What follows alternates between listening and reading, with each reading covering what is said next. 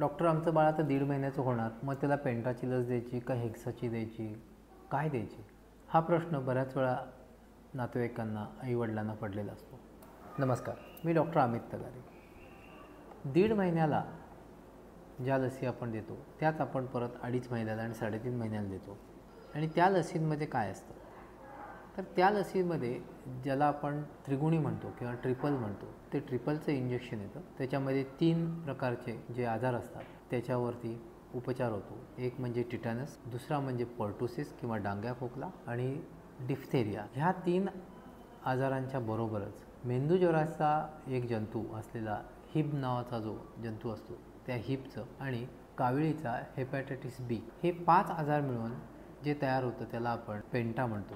आणि त्याच्याबरोबरच पोलिओचं इंजेक्शन जेव्हा येतं तेव्हा त्याला आपण हेक्सा म्हणतो. जर आपण पेंटाचं इंजेक्शन दिलं तर आपल्याला पोलिओचं इंजेक्शन स्वतंत्रपणे द्यावं लागतं.